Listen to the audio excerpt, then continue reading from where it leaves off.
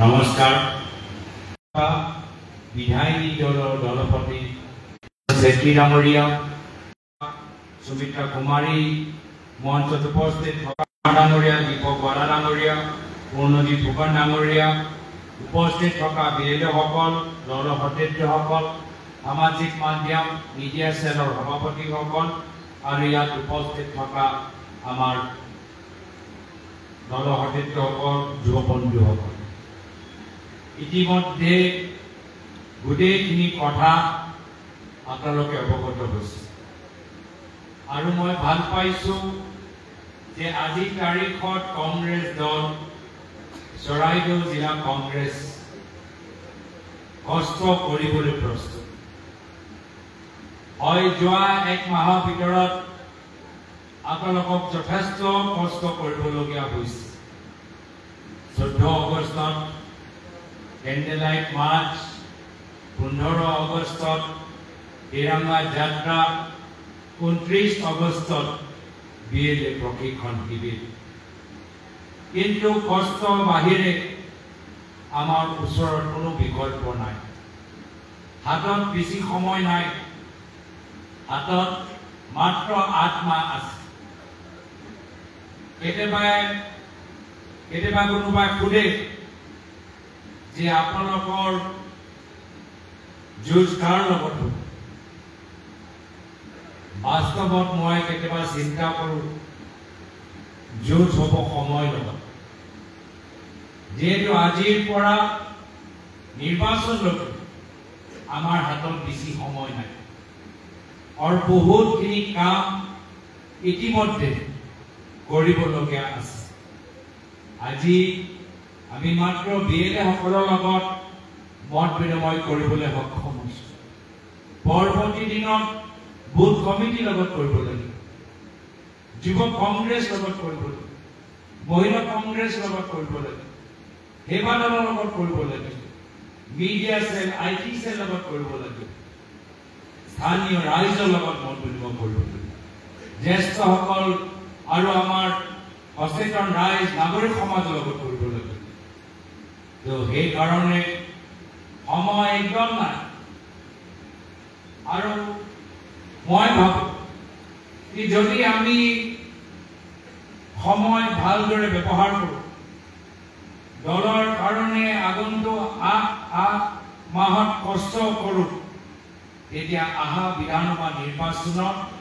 আমাৰ জয় হোৱাটো নিশ্চিত কিন্তু যদি আমি ভাবোঁ যে মই মাহত 5 দিন দলৰ কাৰণে দিম বাকী 20 দিন নিজৰ কাম কৰিম নিজৰ সমস্যাবোৰ আমি সমাধান কৰিম তেতিয়াহ'লে আমি অহা নিৰ্বাচনত এটা ভাল প্ৰস্তুতি দেখাব নোৱাৰিম আজিৰ পৰা এপ্ৰিল মাহলৈকে যদি আমি প্ৰত্যেকগৰাকী দলৰ কৰ্মী দলৰ বিষয়া প্ৰত্যেক মাহ ন্যূনতম 10 দিন দিওঁ 8 মাহ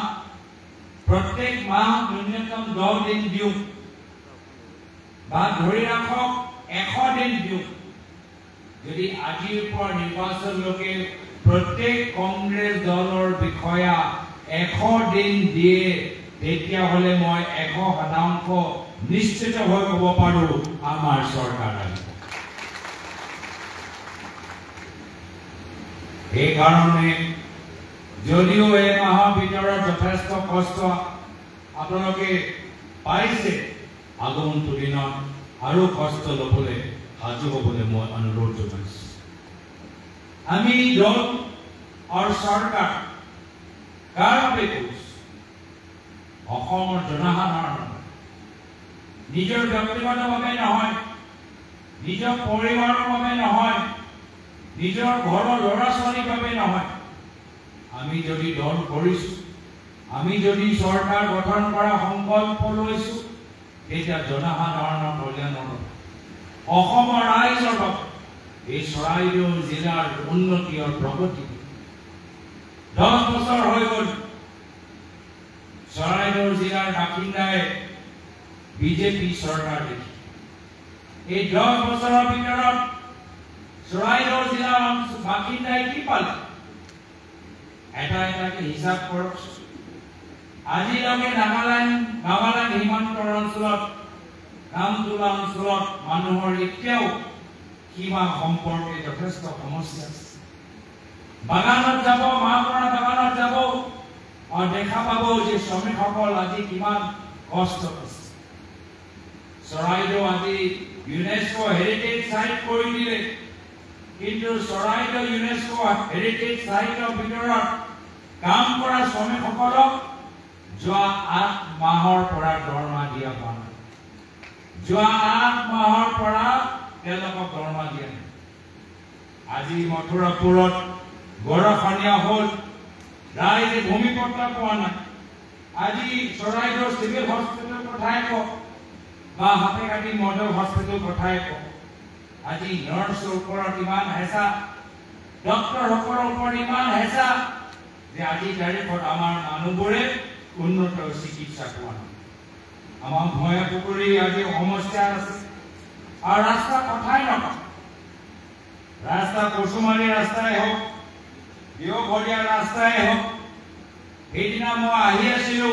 শিৱসাগৰৰ পৰা মই ভাবিছিলো যেতিয়া আমি ৰাস্তাত গৈ আছিলো আমি কেনেদৰে বেলেগ ৰাজ্যৰ পৰা পৰ্যটকসকল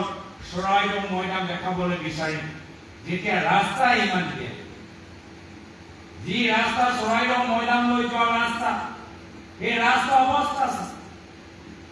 আজি দুৰালি অৱস্থা চাওক আজি ৰেলৰ ভাল আজি কানেক্টিভিটি নাই ৰেলৰ সম্পৰ্কত কিমান সমস্যা কিন্তু এইবোৰ সমস্যালৈ বৰ্তমান চৰকাৰ যিদৰে মাত মাতিব লাগে মাত মাতা কিয় যে তেওঁলোকে ভাবে যে আহা নিৰ্বাচনত আমি আকৌ ভোট চুৰি কৰি ল'ম আৰু আকৌ নিজৰ চৰকাৰ গঠন কৰিম এতিয়া আমাক দুখীয়া ৰাইজৰ খাতিৰ কৰিব নালাগে বাগানৰ শ্ৰমিকসকলৰ ভোটৰ মূল্য নাই নিবনুৱা যুৱকসকলৰ ভোটৰ মূল্য নাই আমি মাত্ৰ ভোট চুৰি কৰি আমি অজীৱন আমি ক্ষমতাত থাকিম নিজৰ পৰিবাৰৰ নামত বাগান খুলিম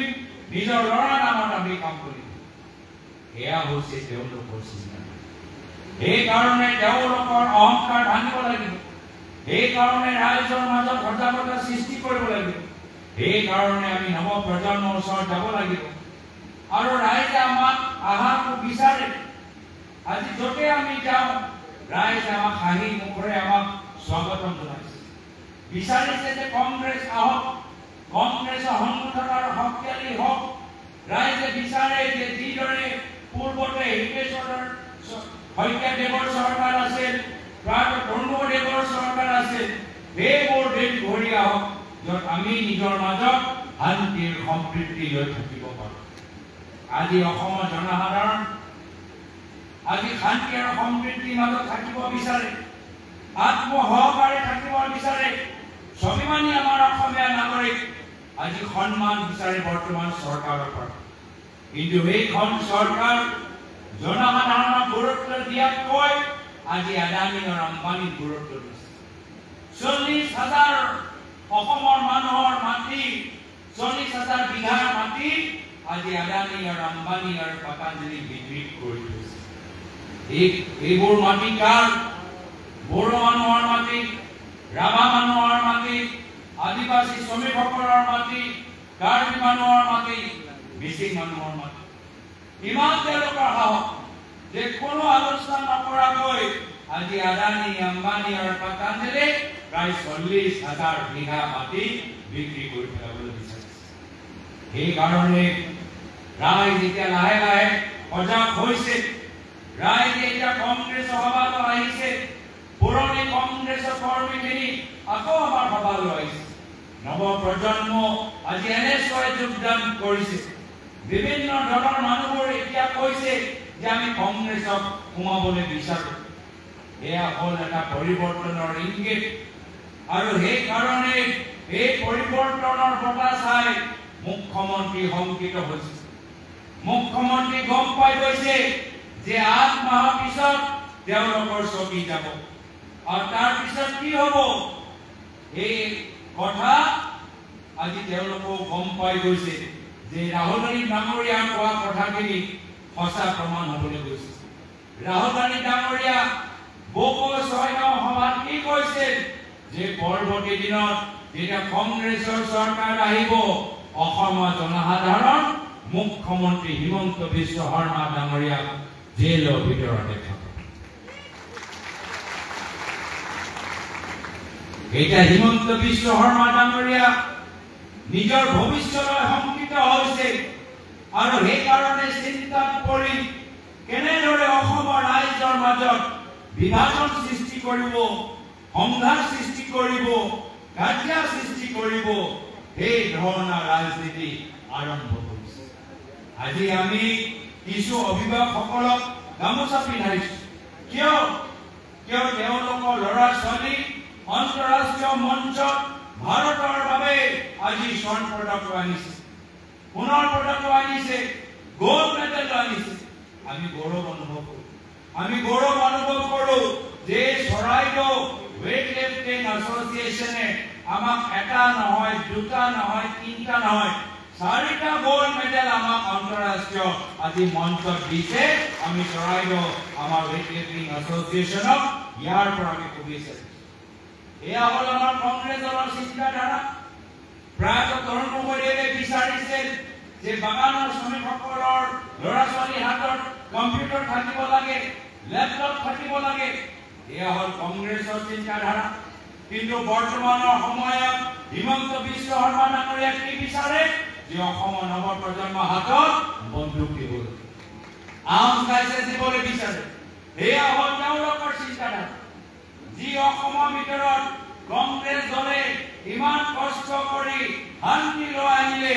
এই অসমৰ ভিতৰত হিমন্ত বিশ্ব শৰ্মা ডাঙৰীয়া সাম্প্ৰদায়িক জুই লগাবলৈ চেষ্টা কৰিছে।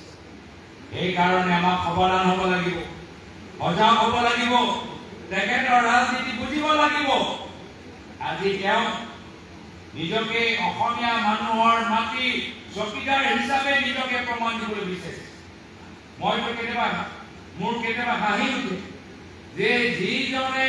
নিজৰ পৰিবাৰৰ যোগেদি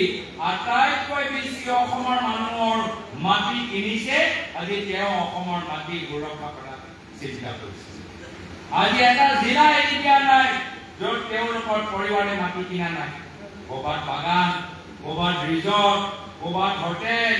ক'ৰবাত তেওঁলোকে প্ৰাইভেট স্কুল আদি কৰিবলৈ আৰম্ভ কৰিছে। এইবোৰ মাটি কাৰ? ক'ৰবাত খেতিয়কৰ মাটি, ক'ৰবাত শ্ৰমিকৰ মাটি, ক'ৰবাত ফৰেষ্টৰ মাটি, ক'ৰবাত চৰকাৰী মাটি, ক'ৰবাত ৱাইল্ড লাইফৰ মাটি। ৱাইল্ড লাইফ কৰিডৰ ভিতৰতো আজি তেওঁলোকে নিজৰ সম্পত্তি বনাইছে। এনেকুৱা হৈছে তেওঁলোকৰ আচৰণ, তেওঁলোকৰ চেক কৰিছে, চিলাপথাৰ কৰিছে, গুৱাহাটীত মিচিং মানুহকো চেক কৰিছে, ডিমাচা মানুহকো চেক কৰিছে, নাওবৈচাত খিলঞ্জীয়া মানুহকো চেক কৰিছে। এয়া হৈছে তেওঁলোকৰ ৰাজনীতি। আৰু সেইকাৰণে নিজৰ বিফলতা লুকাবলৈ, নিজৰ ব্যৰ্থতা লুকাবলৈ এতিয়া আমালোকৰ মাজত সংঘাত সৃষ্টি কৰিবলৈ দিছে। আজি দিছে এটা উদাহৰণ আমাক দেখাব। পৰা কিছু বছৰ আগত কেন্দ্ৰীয় মন্ত্ৰী অমিত শ্বাহ ডাঙৰীয়াই কি ক'লে যে উত্তৰ পূৰ্বাঞ্চলত 50টা পুখুৰী খান্দি দিলে বানপানী সমস্যা নাইকিয়া হৈ যাব। গৈছে নাই কোৱা? এতিয়া গোটেই গুৱাহাটী মহানগৰী পুখুৰী হৈ গৈছে। মানুহবোৰ 4 ঘণ্টা, 5 ঘণ্টা, 6 ঘণ্টা নিজৰ ঘৰলৈ যাওঁতে আজি যোৱাকালি গোটেই সময়টোতে গুচি গ'ল। এনেকুৱা এটা দুৰৱস্থা হৈছে। সেইকাৰণে এইবোৰ কেলেংকাৰী, এইবোৰ জুমলাবাজি, এইবোৰ তেওঁলোকৰ পাতল কথা লুকাবলৈ আমাৰ মাজত সংঘাত সৃষ্টি কৰিবলৈ বিচাৰে, ধৰ্মীয় মেৰুকৰণ কৰিবলৈ বিচাৰে। মই সেইকাৰণে কেতিয়াবা নিজৰ সভাত মানুহক অনুৰোধ জনাইছো যে অলপ টিভিত মহাভাৰত চিৰিয়েলটো চাওক। মহাভাৰত চিৰিয়েলটো চাওক। মহাভাৰত চিৰিয়েলত চালে গম পাব যে এটা সময়ত দুৰ্যোধন, যুধিষ্ঠিৰ, কৌৰৱ আৰু পাণ্ডৱ একেলগে ডাঙৰ হ'ল, একে মহলত ডাঙৰ হ'ল, একে পৰিস্থিতিত, একে সময়ত, একে গুৰুজনৰ পৰা ঘৰখনলৈ একেলগে ভাত খাইছিল একেলগে খেলা ধূলা কৰিছিল তো কেনেদৰে এই ভাইকৰ ককায়েকৰ মাজত সংঘাত সৃষ্টি হ'ল তেতিয়া গম পাব এজন মূল ব্যক্তি আছে এজন মামা সোমাই গৈছে হয়নে নহয় এই মামাৰ নাম কি আছে কি নাম ভালকে কওক অসমৰ সপোনী মামা হৈছে হিমন্ত বিশ্ব শৰ্মা ডাঙৰীয়া অৱদান হ'ব লাগিব আমাৰ লোকৰ মাজত ভাই ককায়েকৰ মাজত কাৰ্য লগাই আছে আৰু নিজে বাগান ৰিজৰ্ট হোটেল প্ৰাইভেট স্কুল এতিয়া তেওঁ কৰোড়পতি মুখ্যমন্ত্ৰী হৈ গৈছে অৱদান হোৱাটো উচিত আমি পৰৱৰ্তী সময়ত অসমৰ বিধানসভা নিৰ্বাচনত অসমৰ সপোনী মামাৰ সপোন আমি বাস্তৱ হ'বলৈ নিদিওঁ সেইকাৰণে আমি 100 দিন দলৰ বাবে দিব লাগিব যাৰ ফলত আমি এটা চৰকাৰ গঠন কৰি আমি নিজৰ কিছু নতুন এছঅপি ওলাব আজি তাৰিখত আমাৰ অসমৰ সপোনী মামাই খুব এছঅপি কৈ থাকে আমিও এছঅপি ওলাব আমাৰ এছঅপি হ'ব যে অসম মহাপুৰুষ শ্ৰীমন্ত শংকৰদেৱৰ অসম হৈ থাকিব আজান পীৰৰ অসম হৈ থাকিব মাধৱদেৱৰ অসম হৈ থাকিব চাউলুং চুকাফাৰ অসম হৈ থাকিব লাচিত বৰফুকনৰ অসম হৈ থাকিব জ্যোতিপ্ৰসাদ আগৰৱালৰ অসম হৈ থাকিব ভূপেন হাজৰিকাৰ অসম হৈ থাকিব আমাৰ শ্বহীদ কুশল কোঁৱৰৰ অসম হৈ থাকিব আমাৰ এছঅপি হ'ব যে কোনো মুখ্যমন্ত্ৰী মন্ত্ৰী নিজৰ পৰিবাৰৰ নামত কেন্দ্ৰৰ চৰকাৰৰ 50 লাখ টকা আঁচনি ল'ব নোৱাৰিব আমাৰ দিনৰ গৰু চোৰ হ'ব নোৱাৰিব দেই এইবোৰ গৰু চোৰ ভোট চোৰ এতিয়া আমি 8 মাহত আমি আমাৰ বিএলএ সকলক নিৰ্দেশ দিছো যে আপোনালোকে অসমৰ পৰা বিদায় দিয়ক আমাৰ এছঅপি হ'ব যে গাঁৱৰ ভিতৰত মদৰ দোকান বন্ধ চৰকাৰী স্কুল আৰম্ভ আমাৰ এছঅপি হ'ব দিছপুৰৰ ডাঙৰ ডাঙৰ ঠিকাদাৰক গুৰুত্ব দিয়াতকৈ আমি সোণালী স্থানীয় ঠিকাদাৰক আমি বেছি কাম আমি দিম আমাৰ এছঅপি হ'ব অদৰকাৰী ফ্লাইঅভাৰ বনোৱা বন্ধ আৰু আপোনালোকৰ দূৰৰ আদি ৰাস্তাটো আমি মেৰামতি আৰু উন্নত আমি আমাৰ এছঅপি হ'ব যে বিধায়কৰ পালিনেতা নামত বাগান কিনা বন্ধ আৰু আমাৰ বাগানৰ ভিতৰত উন্নত চিকিৎসা পোৱা আমি ভাল আমি হস্পিটেল আমি খুলিবলৈ বিচাৰিছো আৰু ৰাইজে নিৰ্ধাৰিত কৰিব যে তেওঁলোকে কাৰ এছঅপি বিচাৰে হিমন্ত বিশ্ব শৰ্মা ডাঙৰীয়া এছঅপি বিচাৰে নে কংগ্ৰেছ দলৰ এছঅপি বিচাৰে কিন্তু এইখিনি কথা ৰাইজৰ ওচৰত কোনে লৈ যাব ৰাইজৰ ওচৰত আমাৰ বুথ কমিটি লৈ যাব লাগিব সেইকাৰণে এই মাহৰ ভিতৰত আমি বুথ এজেন্ট ওপৰত জোৰ দিলো অহা মাহত আমি বুথ কমিটিৰ ওপৰত জোৰ দিব লাগিব আমি প্ৰত্যেক গৰাকী নিজৰ নিজৰ মণ্ডলৰ বুথ কমিটি গঠনৰ দায়িত্ব ল'ব লাগিব এতিয়া বুথ কমিটি গঠন মাত্ৰ মণ্ডলৰ দায়িত্ব নহয় বুথ কমিটি গঠন কৰাৰ দায়িত্ব হ'ব ডিস্ট্ৰিক্ট কমিটি যিমানবোৰ বিষয়া সোমাইছে সকলোৱে নিজৰ নিজৰ মণ্ডলৰ ভিতৰত বুথ কমিটি গঠনৰ দায়িত্ব ল'ব লাগিব বুথ কমিটি গঠনৰ দায়িত্ব প্ৰদেশ কংগ্ৰেছ কমিটিৰ ভিতৰত যিমানবোৰ বিষয়া আছে এই যুটীয়া সম্পাদকে হওক সম্পাদকজনে হওক বা সাধাৰণ সম্পাদকজনে হওক আমি নিজৰ নিজৰ মণ্ডলৰ বুথ কমিটি গঠনৰ দায়িত্ব ল'ব লাগিব আমি সকলোৱে একগোট হ'লেহে আমি আহা বিধানসভা নিৰ্বাচনত আমি নিজৰ চৰকাৰ গঠন কৰিব পাৰিম জোট এখন হ'ব জোট হ'বনে জোট এখন হ'বনে আপোনালোকৰ উৎসাহ চাই সঁচাকৈ আজি মই যথেষ্ট আনন্দিত আৰু ইমান সুন্দৰ সভা আয়োজন কৰাৰ বাবে যিমান কষ্ট জিলা কংগ্ৰেছ ব্লক কংগ্ৰেছ মণ্ডল কংগ্ৰেছ আমাৰ মনে মনে পেটে পেটে যিমান আমাৰ প্ৰাৰ্থীসকল আছে সকলোকে মই নিজৰ আন্তৰিক মৰম শ্ৰদ্ধা আৰু শুভেচ্ছা জ্ঞাপন কৰি আগন্তুক দিনত আকৌ লগ পাম এইখিনি কথা কৈ ইয়াতে নিজৰ চমু দুএষাৰ আজি তাৰিখত সামৰিছো। ধন্যবাদ। জয় হে জয় আই।